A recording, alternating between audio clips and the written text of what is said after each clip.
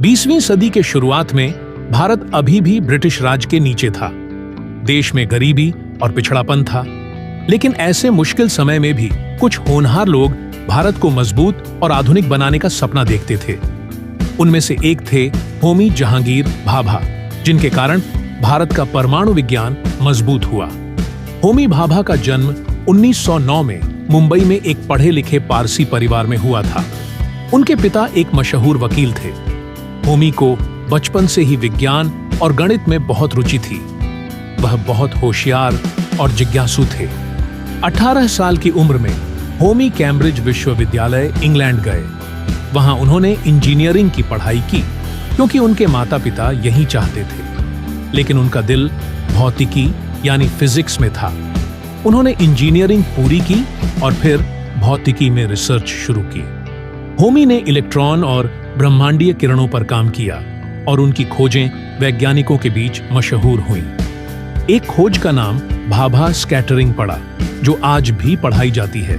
जबकि वे इंग्लैंड में सफल थे, होमी को भारत की याद सताती रही। उनका मानना था कि विज्ञान सिर्फ अमीर देशों के लिए नहीं, बल्कि भारत जैसे गरीब देशों के लिए भी होना चाहिए। इसलिए 1939 में जब विश्व युद्ध शुरू हुआ, वह भारत लौट आए। उन्होंने भारतीय विज्ञान संस्थान बेंगलुरु में काम किया और भारत के पहले नोबेल पुरस्कार विजेता सीवी रमन के साथ जुड़े। अब उनका मकसद भारत में एक बड़ा वैज्ञानिक समुदाय बनाना था। 1945 में उद्योगपति J.R.T. टाटा की मदद से होमी ने मुंबई में टाटा संस्थान ऑफ फंडामेंटल रिसर्च TIFR की स्थापना की। यह विज्ञान और गणित के लिए एक प्रमुख केंद्र बना। होमी का सबसे बड़ा सपना था परमाणु ऊर्जा का। 1945 में अमेरिका द्वारा जापान पर परमाणु बम गिराए जाने के बाद दुनिया ने परमाणु ऊर्जा की शक्ति देखी। होमी ने सोचा कि अगर भारत इस ऊर्जा का सही और शांतिपूर्ण इस्तेमाल करे तो बिजली, गरीबी और विकास की समस्या हल हो सकती है। भारत के स्वतंत्र होने के बाद प्रधानमंत्री पंडित जवाहरलाल नेहरू ने होमी पर पूरा भरोसा किया।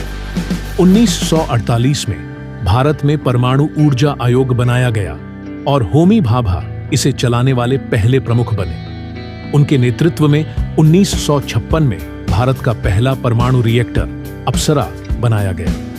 यह एशिया का पहला था। उन्होंने कई युवा वैज्ञानिकों को प्रशिक्षण दिया और पूरे देश में परमाणु ऊर्जा संयंत्र बनाने की योजना बनाई। होमी को यह भी पता था कि देश को अपनी सुरक्षा भी करनी होगी, इसलिए उन्होंने शांति से परमाणु ऊर्जा का समर्थन किया, लेकिन देश की रक्षा के लिए परमाणु हथियार बनाने की तैयारी भी की। दुर्भाग्य से 1966 में होमी भाभा विमान दुर्घटना में चल बसे। उनकी मौत से देश बहुत दुखी हुआ, लेकिन उनके द्वारा बनाई गई मजबूत नींव पर भारत ने आगे बढ़ना जारी रखा।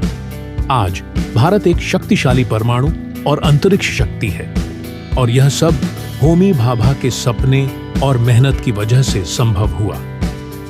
कहानी से सीख।